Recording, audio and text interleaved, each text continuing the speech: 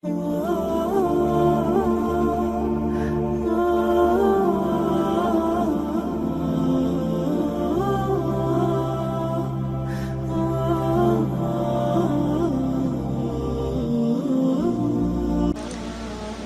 banyak hal yang dianggap oleh manusia itu pantas dikeluhin kepada Allah Subhanahu wa taala karena memang dia ngerasa dicurangin oleh Allah Subhanahu wa taala. Dan hari ini kita pengen belajar bagaimana merubah keluhan-keluhan,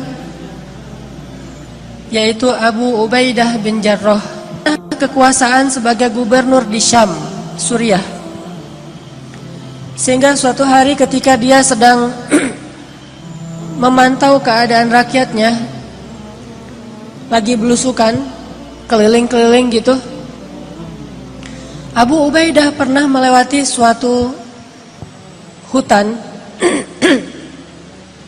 yang tidak ada penduduk tinggal di sana. Tiba-tiba Abu Ubaidah bin Jarrah menemukan sebuah gubuk kecil di tengah hutan. Ini lagi lewat nih bersama pasukannya, kayak lagi ada ekspansi gitu. Tiba-tiba ngelihat tiba-tiba Abu Ubaidah melihat sebuah gubuk di tengah hutan. Terus karena penasaran, Abu Ubaidah pun mendekat ke gubuk itu. Dari luar gubuk, Abu Ubaidah mendengar suara laki-laki bertahmid kepada Allah. Dari luar kedengaran ada seorang laki-laki bertahmid kepada Allah. Dia berucap, Alhamdulillah, Alhamdulillah, Alhamdulillah, Alhamdulillah, Alhamdulillah, Alhamdulillah. Terus dia bertahmid, memuji-muji Allah Subhanahu wa taala. Sehingga akhirnya Abu Ubaidah menjadi kepo. Mulailah Abu Ubaidah stalking, ngepoin, ini siapa nih yang punya akun? Kok postingannya itu positif terus gitu? Postingannya itu memuji-muji Allah, Allah maha baik, Allah baik banget, Allah luar biasa, Allah keren, Allah apa, terus memuji-muji Allah Subhanahu wa taala. Terus begitu. Sampai akhirnya Abu Ubaidah penasaran. Maka Abu Ubaidah pun memberi salam, minta izin supaya dibolehkan masuk ke dalam rumah. Assalamualaikum. Waalaikumsalam. Boleh saya masuk? Adkhul, kata Abu Ubaidah. Silakan, silakan. Akhirnya Abu Ubaidah pun masuk ke dalam rumah itu. Sementara prajurit-prajuritnya menunggu di luar.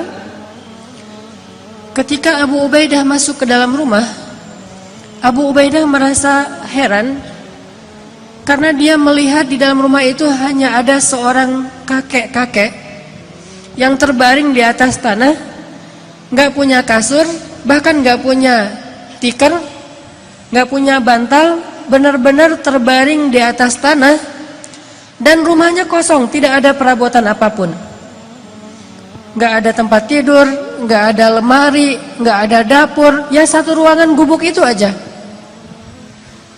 Dan dia melihat seorang kakek-kakek terbaring sedang memuji-muji Allah Subhanahu wa taala. Ketika Abu Ubaidah mendekat kepada kakek ini, ternyata Abu Ubaidah baru ngeh kakek ini adalah seorang tunanetra, tidak bisa melihat. Lalu dia melihat kaki kakek ini dalam keadaan lumpuh, tidak bergerak. Usianya sudah sangat tua, matanya buta, tubuhnya lumpuh. Yang bergerak dari tubuhnya cuma bibir saja sambil berucap Alhamdulillah, Alhamdulillah, Alhamdulillah. Abu Ubaidah pun duduk di sisi kakek ini. Kemudian Abu Ubaidah bertanya, Ya Abdullah, ya Syekh, kek, dengan siapa kakek tinggal di sini? Kakek itu menjawab, saya tinggal di sini dengan anak saya. Tadinya saya punya keluarga besar. Saya punya istri, punya beberapa orang anak, tapi istri saya sudah meninggal, anak-anak saya sudah meninggal, cuma tinggal satu orang. Terus kakek kenapa tidur di sini? Kata kakek itu, saya lumpuh dan saya tidak bisa melihat. Tapi Allah maha baik, kata kakek ini. Abu Ubaidah makin penasaran. Orang miskin, sebatang kara, lumpuh, udah tua, gak bisa ngelihat, gak punya siapa-siapa kecuali anaknya satu-satunya. Abu Ubaidah bertanya, "Kek, saya dengar dari tadi kakek itu terus memuji Allah. Dari sejak saya di luar rumah, saya dengar kakek ini terus memuji Allah. Alhamdulillah, Alhamdulillah, Alhamdulillah. Tapi saya perhatikan, sepertinya kakek ini tidak punya kehidupan yang layak. Rumahnya gubuk, di dalam rumah gak ada apa-apa, kakek sakit-sakitan, gak punya keluarga. Saya penasaran, apa yang kakek syukuri kepada Allah sehingga kakek tidak berhenti mengucapkan Alhamdulillah. Perasaan nikmatnya kayak gini-gini aja nih. Terus apa yang kakek syukuri?" Kakek ini tersenyum. Kemudian kakek ini mengatakan, "Wahai Tuan, ada dua nikmat yang diberikan Allah kepada saya, dan itu lebih saya cintai daripada dunia dan seisinya. Yang nikmat ini tidak diberikan kecuali kepada orang-orang yang Allah cintai saja." Ada dua nikmat yang diberikan Allah kepada saya, yang nikmat ini khusus hanya diberikan oleh Allah kepada hamba-hamba yang Allah cintai. Dan dua nikmat ini lebih saya sukai daripada dunia dan seisinya. Lebih saya sukai daripada keluarga, lebih saya sukai daripada harta, lebih saya sukai daripada jabatan, lebih saya sukai daripada kesehatan fisik. Karena dua nikmat ini hanya Allah berikan kepada orang yang Allah cintai. Akhirnya Abu Ubaidah bertanya, "Ya Syekh, Kek, apa dua nikmat yang Allah berikan kepada kakek yang tidak diberikan kepada sembarangan orang, hanya diberikan kepada orang-orang yang Allah cintai?" Kakek ini menjawab, dua nikmat itu adalah qalban syakiran wa lisanan dzakiran. Dua nikmat yang diberikan Allah hanya kepada orang yang Allah cintai adalah nikmat hati yang selalu mampu bersyukur dan nikmat lisan yang selalu mampu berzikir.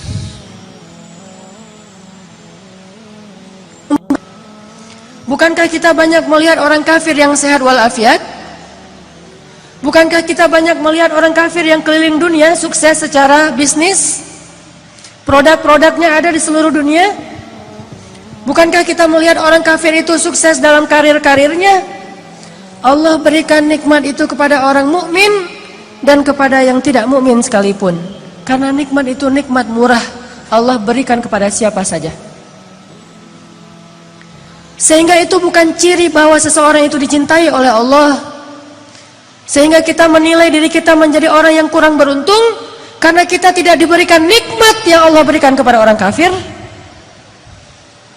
Sehingga kita menjadi orang yang kurang beruntung karena harta kita sedikit, dan orang kafir lebih beruntung karena hartanya berlimpah.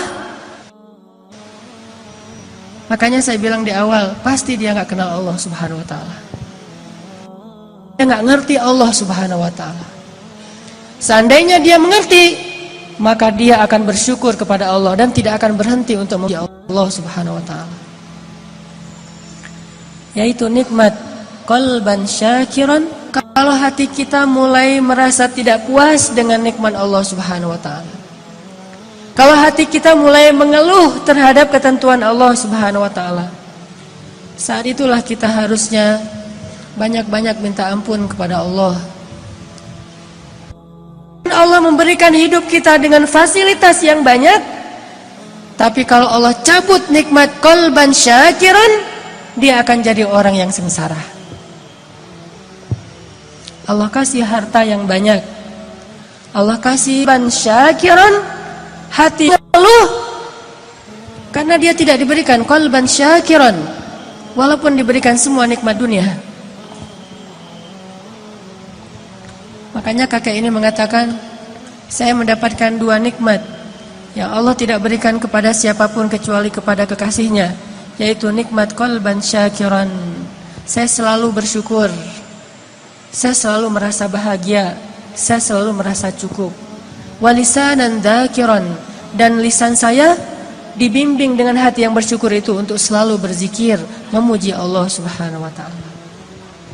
Sedangkan hati yang tidak bersyukur akan membimbing lisannya untuk mengeluh, akan membimbing lisannya untuk mengutuk, akan membimbing lisannya untuk menyalahkan diri sendiri ataupun orang lain. Sahha jasadu kulluh wa idza fasadat fasada jasadu kulluh. Hati itu kalau benar, maka seluruh anggota organ tubuhnya akan benar, termasuk lisan. Kalau hatinya rusak, maka seluruh organ tubuhnya termasuk lisan juga akan menjadi rusak. Teman-teman yang dirahmati Allah, tuh kan Al-Ghani, Al-Khafi, At-Taqi. 4 orang ini kalau ada pada 4 karakter ini kalau ada pada diri seseorang, sa'idun, orang yang paling bahagia. Apa mukmin? Orang yang selalu percaya sama Allah Subhanahu wa taala. Orang yang kalau dikatakan la tahzan, innallaha ma'ana, maka selesai sudah masalah dia. Abu Bakar pernah khawatir ketika sedang bersembunyi di dalam Gua Thur bersama Rasulullah. Kemudian dikejar oleh musuh-musuhnya, ingin membunuh mereka, ingin menangkap mereka. Bahkan bisa saja saat itu juga kalau musuhnya ngelihat ke bawah, mereka akan langsung ditusuk dengan tombak, akan dibunuh di situ atau akan dibakar hidup-hidup. Kekejaman Abu Jahal itu sudah dikenal di kota Makkah. Dalam keadaan yang sangat khawatir, Abu Bakar berkata kepada Rasulullah, "Ya Rasulullah, kalau mereka melihat ke bawah kaki mereka, kalau mereka melihat ke bawah betis mereka, mereka akan menemukan kita ya Rasulullah, mereka akan menangkap kita ya Rasulullah." Dalam keadaan Abu Bakar sedih, khawatir, galau. Dan itu sifat manusia, orang mukmin pun mengalaminya. Orang beriman pun sekelas Abu Bakar khawatir, sedih, galau, tapi obatnya tetap iman. Bedanya mukmin dengan enggak mukmin. Orang mukmin kalau ada sedih, kalau ada galau, kalau ada khawatir, obatnya itu adalah mengingat Allah. Ala bidzikrillah, ala bidzikrillah tatma'innul qulub. Itu mukmin. Innamal mu'minun,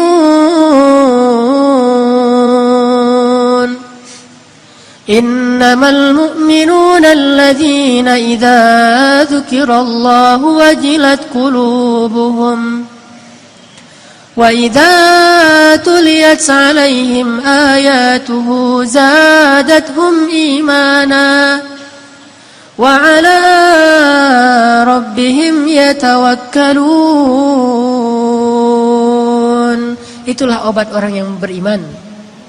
Mungkin dia juga galau, mungkin dia juga lelah, mungkin dia juga sedih, mungkin dia juga khawatir, tapi begitu diingatkan dengan nama Allah, tenang, ada Allah, tenang, Allah membantu. Bukankah semua itu di tangan Allah? Langsung dia menjadi tenang. Itulah mukmin. Sedangkan orang yang tidak beriman, walaupun dia mengaku mukmin, walaupun KTP-nya Islam, tidak berhasil menjadi tenang dengan disebutkan nama Allah. Itu nggak ngaruh buat dia. Dia tenang, ketenangan dia cari jauh-jauh dengan jalan-jalan. Dia mencari ketenangan itu dengan belanja.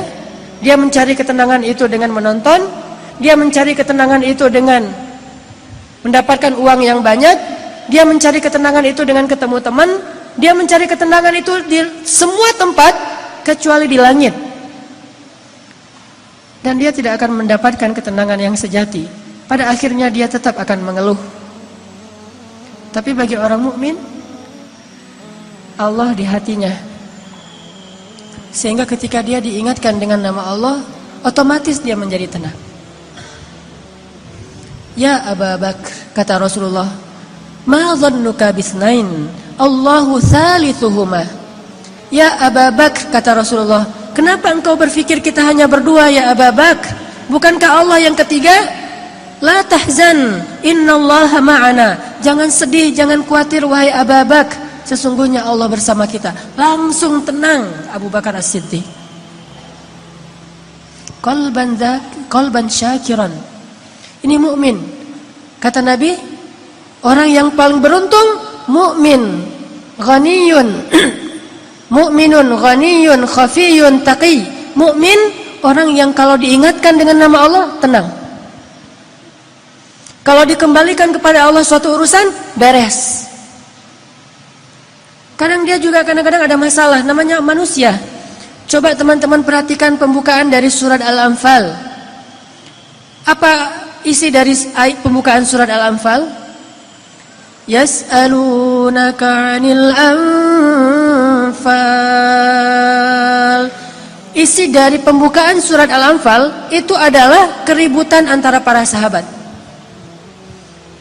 Dan yang agak-agak unik, ributnya itu masalah duit lah gitu. Masalah harta, masalah ghanimah. Bayangin sahabat senior, muhajirin, ahlu badar, ikut perang badar, bisa-bisanya juga ribut hanya gara-gara masalah ghanimah. Itu kan, tapi itulah manusia. Dan itu bisa jadi bahan ribut semua orang, baik dia orang yang solih atau apalagi nggak solih, sama. Masalah warisan, masalah pekerjaan, masalah dagang, masalah bisnis, masalah transaksi, clash, ribut, itu wajar, manusiawi. Tapi yang hebat dari orang mukmin, ketika diingatkan dengan nama Allah, katakan ghanimah itu milik Allah dan Rasul, beres semua urusan mereka. Jadi mukmin itu bukan tidak pernah khawatir, nggak pernah galau, nggak pernah sedih. Karena itu sifat manusia. Tetapi menjadi manusia saja kita tidak bisa bahagia. Hanya bermodalkan manusiawi kita nggak bisa bahagia. Harus plus manusia plus iman baru bahagia. Innal insana lafi khusr. Jelaskan ayatnya. Pada dasarnya kata Allah manusia itu khusr, rugi, sengsara, ngeluh, itulah sifat manusia. Khuliqal insan halu'a, itulah manusia. Idza massahu syarru jazu'a wa idza massahul khairu manu'a. Kalau kita cuma pakai modal manusia, manusiawi kan sedih, ya manusiawi. Manusiawi nggak sih ngeluh? Ya manusiawi. Manusiawi nggak sih marah? Ya manusiawi. Tapi tahukah kita manusia itu khusr? Kalau cuma pakai modal manusia, kita lebih sering sengsaranya daripada bahagia. Khusr. Halu'a. Idza masyar jazu'a wa idza massahul khair manu'a. Sama aja. Dikasih ujian jazu'a, dikasih nikmat manu'a. Dikasih ujian, dia ngeluh, dikasih nikmat juga, dia ngerasa kurang. Itulah insan. Makanya Allah katakan, wal 'asr, innal insana lafi khusr. Demi masa, artinya sepanjang hidup, demi dunia, demi umurnya manusia, masa, waktu yang kita lalui, demi umurnya manusia, dari sejak dilahirkan sampai dia wafat, kalau dia cuma jadi insan, pasti lafi khusr, pasti dalam keadaan sengsara, rugi. Kecuali illalladzina amanu, kecuali kalau dia beriman. Jadi nggak cukup teman-teman kita menggunakan alasan manusiawi. Namanya manusia kan emang gitu, iya, tetapi khusr.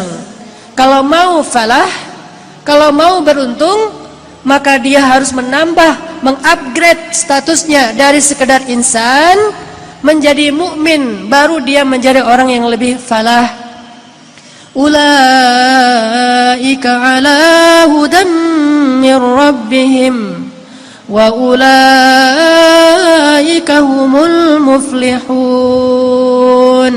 Kalau dia yu'minun, beriman, baru dia menjadi orang yang dapat petunjuk, dan baru menjadi orang yang muflihun, orang yang bahagia. Kalau dia yu'minun. Itu jelas pembukaan surat Al-Baqarah.